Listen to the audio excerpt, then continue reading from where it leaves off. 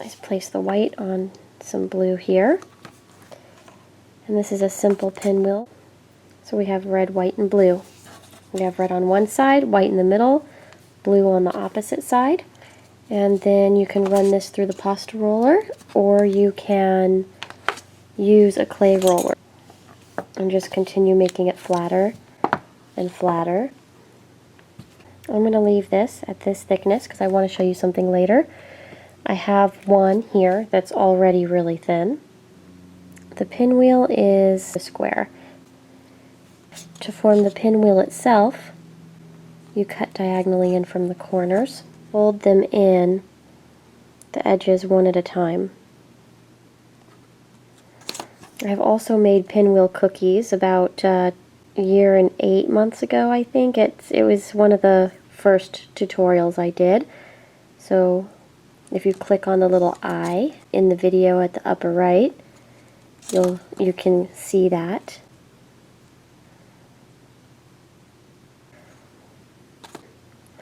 Now the reason I have the white layer on the inside, even though you don't really get to see it, or you only see it on the edges, is because it helps the blue and the red stay brighter.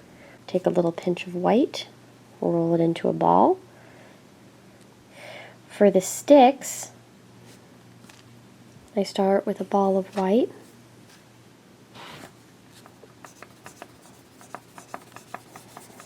And after rolling it out like this, I bake it, and then once it's finished baking, I chop it up. After the sticks are baked,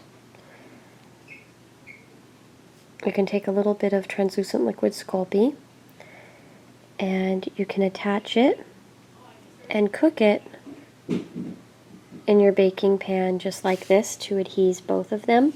So now that I've shown you how to fold and make the pinwheel, we're going to do some different combinations. I'm going to go ahead and use this since it's really nice and thin. Take the red, white, and blue that we just made,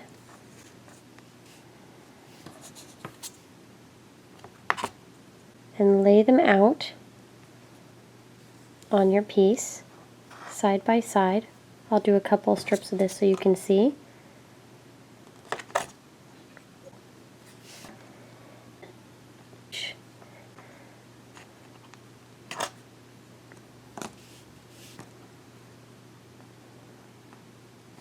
I'm going to chop off the ends real quick. I would roll it together lengthwise first, just to try to keep those stripes straight as possible. You would again create the square.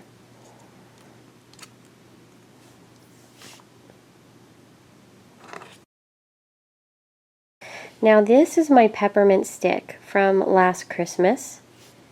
I was just going to show you that you can roll a ball in any color. I think red would look like nice in the center of this. But alternatively, you could take a piece of a cane that you have and place it into the center and put some pressure to keep it down. Take a little bit of red,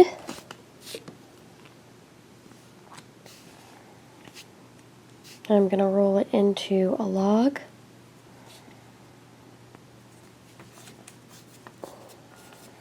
So from here,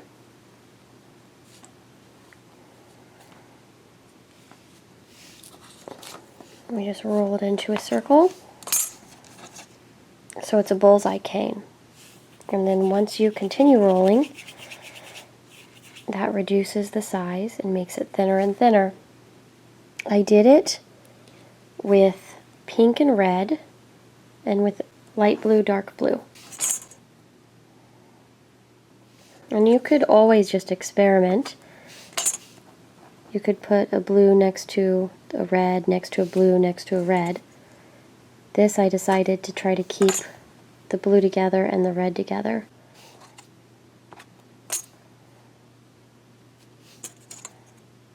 And then I turn it, place it upside down on another blue, press very gently,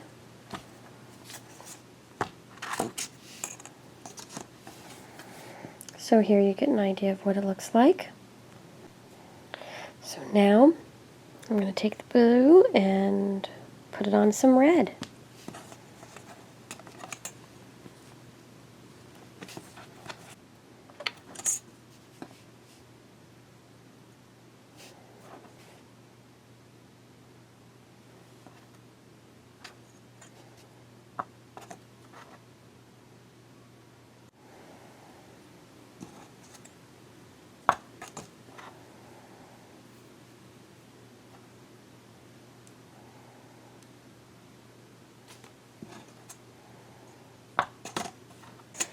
We're going to add the other red side here.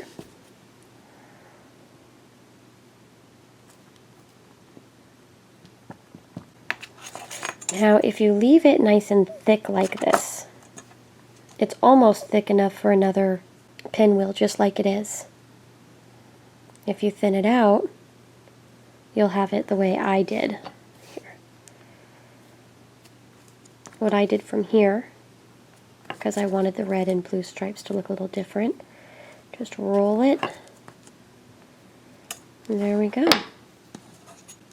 I'll cut it in half and stacked it. And then from here I reduced it to the size I wanted it. And then you can use a nice polyurethane or a water-based glaze.